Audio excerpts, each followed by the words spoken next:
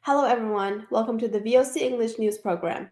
I am Hilary Zoe, and I'll be bringing you the most significant news from Chinland this week. Here are the top stories for tonight.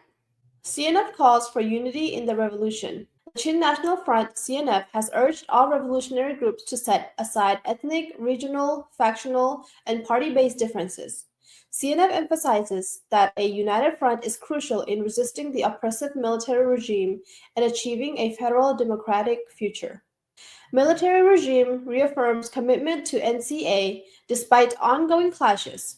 The junta leadership has declared its intention to implement agreements under the Nationwide Ceasefire Agreement, NCA, despite the ongoing armed conflicts across the country. However, military offensives and clashes continue, raising doubts about the sincerity of the regime's commitments. Chin Revolution forces seized 5 military camps in Sagaing region. In a joint operation, Chinland Council, Chinland government forces with allied groups have successfully captured 5 military camps along the Galewa-Gango Highway in southern Galay Township, Sagaing region. The offensive marks a significant victory for the resistance against the junta's military presence in the area. In a public statement, the CNF urged all revolutionary groups to set aside ethnic, regional, factional, and political divisions, emphasizing that only through strong solidarity and unwavering trust can they effectively resist the military dictatorship. The CNF stated that past political losses should serve as lessons to prevent future generations from enduring the same hardships under oppressive regimes. The group reiterated that the responsibility to end military rule and establish a federal democratic union now rests on the collective efforts of all revolutionary groups. Furthermore, the CNF emphasized that the current revolution in Chinland must be approached with a clear understanding of the military and political landscape.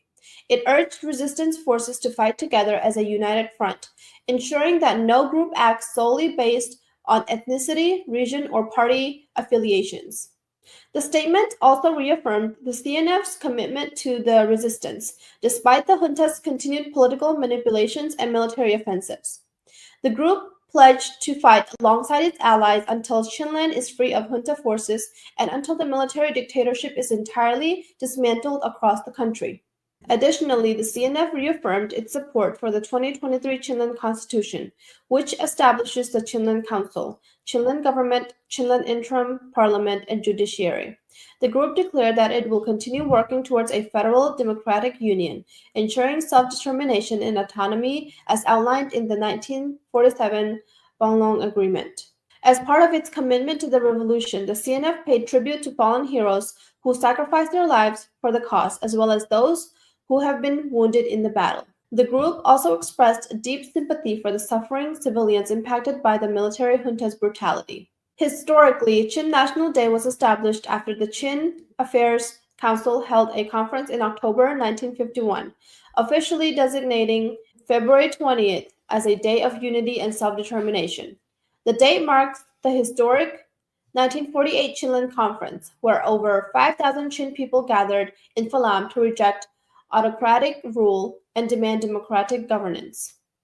As the Chin people commemorate this significant day, the CNF's message is clear.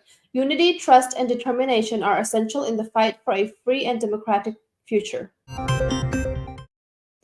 Junta reaffirms commitment to NCA despite ongoing conflict. The statement from Myanmar's military junta, which has reaffirmed its commitment to the Nationwide Ceasefire Agreement NCA despite ongoing armed conflicts across the country. On February 20th, during a message marking the 77th Chin National Day, junta leader Senior General Mi Aung declared that the military regime is committed to implementing the agreements outlined in the NCA and working towards a nationwide ceasefire. He also stated that the military is opening to negotiations with ethnic armed organizations and is extending an invitation for further peace talks to achieve long-term stability.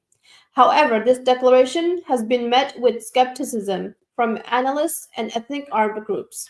The NCA was originally signed in 2015 between the military and several ethnic armed groups. However, since the military coup in 2021, The agreement has effectively collapsed, with many signatory groups withdrawing their recognition of the junta's legitimacy.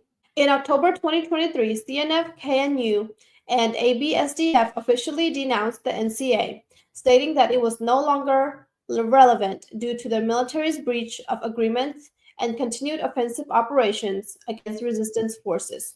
This raises doubts over the junta's recent claims of honoring the NCA, with many political analysts criticizing the statement as contradictory and insincere, given the military's ongoing offensives and human rights violations.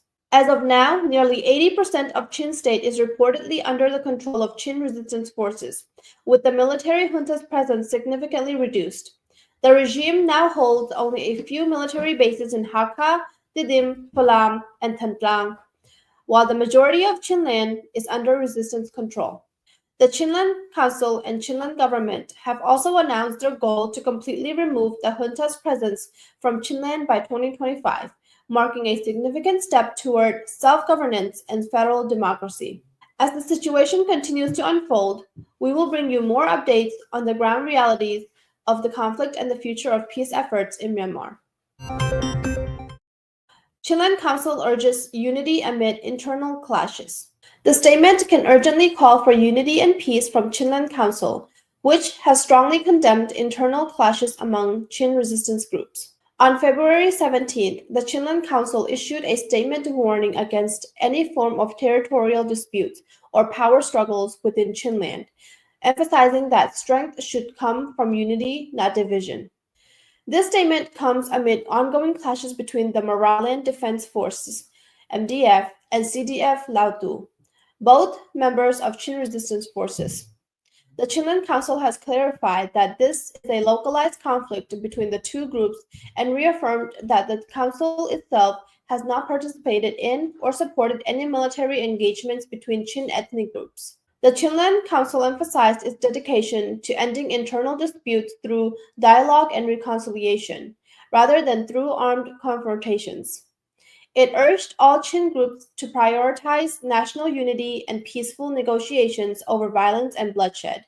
The Council has also reiterated its primary goal to establish a strong, united Chinland, free from military rule, while maintaining a balanced approach to military and political strategies. At a time when Chin revolution forces are making significant gains against the junta, the Council has urged all groups to focus on the bigger fight against the dictatorship rather than engaging in internal disputes. As tension continues, the Chinland Council remains committed to fostering peace, unity, and self-determination for the people of Chinland. Chinland Council forces and allied revolution groups capture 5 military bases in Sagaing. In a major military victory, Chin revolution forces and their allied groups have successfully captured 5 junta-controlled military bases in southern Galay Township, Sagaing region, along the Galay-Gango Highway. According to reports, forces from the Chin National Army, CNA, and Chinland Defense Forces, CDF, along with local resistance groups, launched a coordinated offensive against junta positions in the area on February 11th.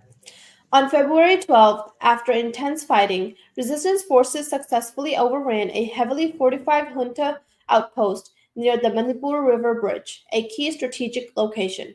Following this success, between February 15th and 16th, 4 additional junta bases were captured in the villages of Manto, Aontaya, Yuahang, Yuate, and Ganta, along the Kalewa-Gango Highway. Resistance sources report heavy casualties among junta forces with a large number of weapons and ammunition seized by resistance fighters. Junta retaliation with airstrikes. In response, the junta has launched intense airstrikes on civilian areas in southern Galay Township since February 11th. Fighter jets have bombed at least 15 villages, causing widespread destruction and displacing over 10,000 residents. Displaced villagers are now hiding in forests and remote areas, facing urgent shortages of food and humanitarian aid. As resistance forces continue their offensive operations, the situation in Sagaing region remains tense, with escalating clashes and retaliatory attacks from the junta. Myanmar military junta airstrikes target Minda on Chin National Day. On February 20th, as Chin people marked the 77th Chin National Day, the military junta launched airstrikes on Minda Township, Chin State, a region that has already been liberated from junta control. According to sources, two airstrikes hit Minda's Sampie ward in the early hours of 1 a.m., using 250-pound and 500-pound bombs. While there were no reported casualties, the attack caused significant damage to property.